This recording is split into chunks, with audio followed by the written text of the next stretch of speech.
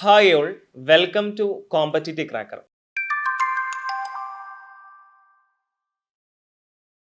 നമ്മുടെ സെക്രട്ടേറിയറ്റ് ഒയുടെ 10th പ്രിലിംസിന്റെ result വന്നത് മുതൽ പലരും ചോദിക്കുന്ന ഒരു കാര്യമായിരുന്നു, ലബോറട്ടറി അസിസ്റ്റന്റ് റിസൾട്ട് എപ്പോൾ വരും, എത്രയാണ് കട്ട് ഓഫ്, ഇതിനേക്കാൾ വരുമോ? അപ്പോൾ തന്നെ ഞാൻ കാര്യമായി പറഞ്ഞിരുന്നു, ഈ സെക്രട്ടേറിയറ്റ് ഒ എന്ന് പറഞ്ഞു കഴിഞ്ഞാൽ ഒരു സ്റ്റേറ്റ് വൈഡ് എക്സാം ആണ്. അതുപോലെ തന്നെ ലബോറട്ടറി അസിസ്റ്റന്റ് എന്ന് പറഞ്ഞു കഴിഞ്ഞാൽ ഡിസ്ട്രിക്ട് വൈസ് ആണ് നടക്കുന്നത്.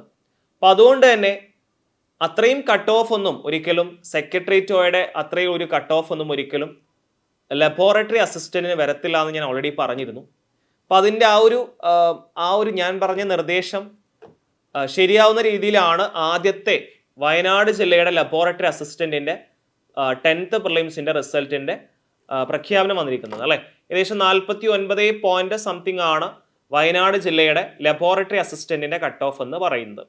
അപ്പോൾ ബാക്കിയുള്ള ജില്ലകളുടെ കട്ട് ഓഫ് എത്രയായിരിക്കും അല്ലേ? സ്വാഭാവികമായിട്ടും ചില ആളുകൾക്ക് സെക്രട്ടേറിയറ്റ് ഒയുടെ ആ ഒരു പ്രിലിംസ് കിട്ടാത്ത ആൾക്കാരുണ്ടാവും, അവർക്കായിരിക്കും കൂടുതൽ ടെൻഷൻ ഉണ്ടാവുക. കാരണം സെക്രട്ടേറിയറ്റ് ഒ എനിക്ക് കിട്ടിയില്ല, ഇനി ഞാൻ ലബോറട്ടറി അസിസ്റ്റന്റിനെങ്കിലും എനിക്ക് പഠിക്കണം, അതുകൊണ്ട് ആ ഒരു കട്ട് ഓഫ് മറികടക്കാൻ സാധിക്കുമെന്ന് ഒരുപാട് പേർക്ക് ടെൻഷൻ ഉണ്ടാവും. സോ പ്രതീക്ഷിക്കാവുന്ന കട്ട് ഓഫ് ഇപ്പോൾ വയനാട് ജില്ല എന്ന് പറഞ്ഞു കഴിഞ്ഞാൽ LDC എടുത്താലും LGS എടുത്താലും പൊതുവേ കട്ട് ഓഫ് കുറയുന്ന ജില്ലകളാണ് വയനാട്, ഇടുക്കി പോലെയുള്ള ജില്ലകളൊക്കെ.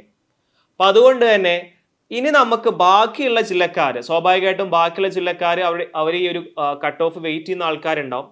എന്തായാലും ഞാനൊരു കട്ട് ഓഫ് പ്രവചനം നടത്തുകയല്ല, എന്തായാലും ഈ വയനാട് ജില്ലയുടേക്കാൾ ഒരു 10 മാർക്ക് മുകളിലേക്ക് ഇട്ടാൽ, അതായത് 59 മാർക്കൊക്കെയാണ് മാക്സിമം അല്ലെങ്കിൽ ഒരു 60 ആ ഒരു റേഞ്ചിലുള്ള ആളുകൾക്കൊക്കെ എന്ത് ചെയ്യാം, ആ 60+ മാർക്ക് വാങ്ങിയ ആളുകൾക്ക് എന്ത് ചെയ്യാം, മെയിൻസിലേക്ക് പഠിക്കാം.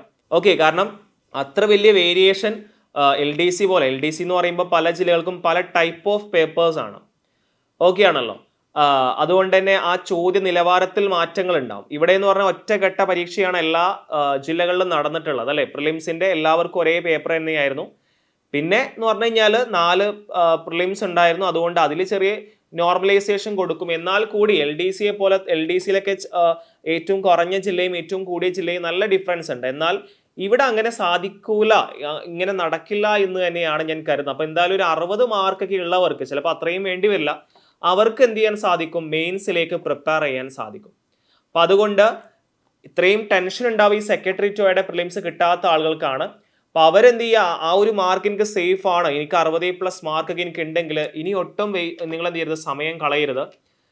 സെക്രട്ടേറിയറ്റ് ഒ കിട്ടിയില്ലെങ്കിൽ അതേ സിലബസിനുള്ള നമ്മുടെ ലബോറട്ടറി അസിസ്റ്റന്റ് എന്ന് പറയുന്ന LDCയുടെ സിലബസ് പോലെ തന്നെ ഉള്ള സിലബസ്, അതേ സിലബസ് തന്നെയാണ് ലബോറട്ടറി അസിസ്റ്റന്റിനുള്ളത്. സോ അതുകൊണ്ട് ഇപ്പോൾ തന്നെ എന്ത് ചെയ്യുക, ആ എക്സാമിനെ പഠിച്ചു തുടങ്ങുക. ഓക്കെ, നമ്മൾ ആ ഒരു നമ്മുടെ ജില്ലയുടെ കട്ട് ഓഫ് എത്രയായിരിക്കും എന്നതിനെ കുറിച്ചിട്ട് ആശങ്ക വേണ്ട. ഈ ഒരു സേഫ് മാർക്ക് ഉണ്ടെങ്കിൽ തീർച്ചയായിട്ടും നിങ്ങൾക്ക് എന്ത് ചെയ്യാൻ സാധിക്കും, ലബോറട്ടറി അസിസ്റ്റന്റിന് പ്രിപ്പയർ ചെയ്യാൻ സാധിക്കും. ക്ലിയർ ആണല്ലോ.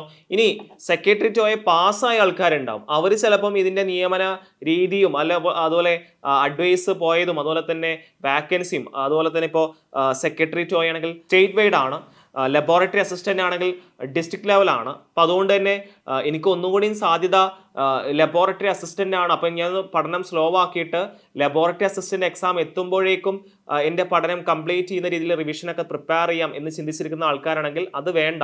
കാരണം നമുക്ക് 2 അവസരം നമ്മുടെ മുന്നിലുണ്ട്. സെക്രട്ടേറിയറ്റ് ഒ ചിലപ്പം ലബോറട്ടറി അസിസ്റ്റന്റ് ഒന്ന് ടൈറ്റ് ആയി കഴിഞ്ഞാൽ നമ്മൾ അത് പ്രതീക്ഷിച്ച് നല്ല രീതിയിൽ നമുക്ക് ആ എക്സാം പ്രിപ്പയർ ചെയ്യാൻ സാധിച്ചില്ലെങ്കിൽ ഒരുപക്ഷെ അത് വളരെ നിരാശ നമുക്ക് സമ്മാനിക്കും. സോ സെക്രട്ടേറിയറ്റ് ഒയ്ക്കും ലബോറട്ടറി അസിസ്റ്റന്റും ഒരേ സിലബസ് തന്നെയാണ്.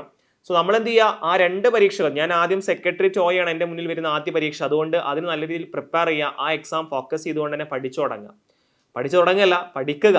ഓക്കെ ആണല്ലോ. അപ്പം അതുകൊണ്ട് ഇനിയുള്ള ദിവസങ്ങളൊക്കെ നന്നായിട്ട് മോക്ക് ടെസ്റ്റുകൾ അറ്റൻഡ് ചെയ്യുക, PYQs നന്നായിട്ട് നോക്കുക, ഇംഗ്ലീഷും മലയാളം മാത്സ് ഒക്കെ നന്നായിട്ട് വർക്കൗട്ട് ചെയ്യുക. പ്രത്യേകിച്ച് ഇംഗ്ലീഷും മലയാളം എന്നൊക്കെ പറഞ്ഞാൽ നമ്മുടെ റാങ്ക് മേക്ക് ചെയ്യുന്ന ഏരിയാസ് ആണ്, നമ്മുടെ കട്ട് ഓഫിനെ നിർണ്ണയിക്കുന്ന ഏരിയാസ് ആണ്.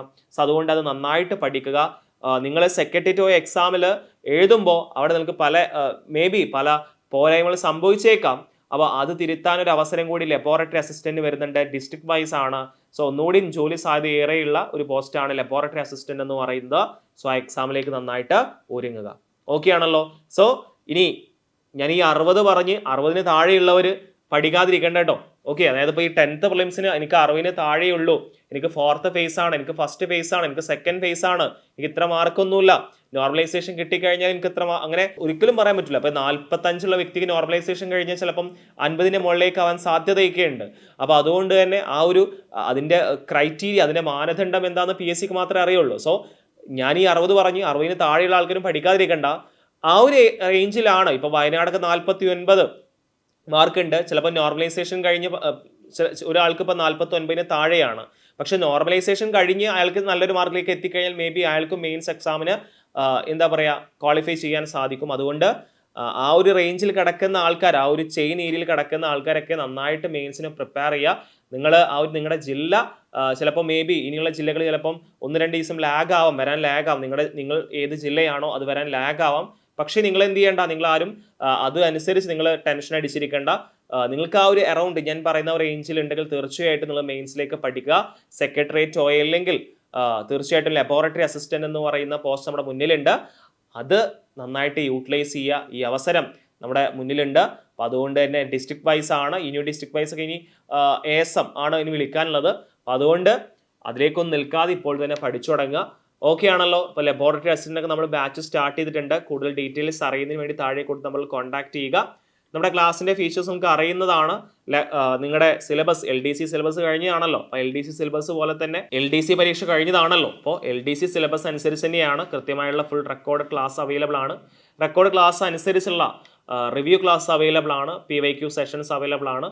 സോ കൂടുതൽ ഡീറ്റെയിൽസ് അറിയുന്നതിന് വേണ്ടി താഴെ കൊടുത്ത് നമ്മൾ കോൺടാക്ട് ചെയ്യുക.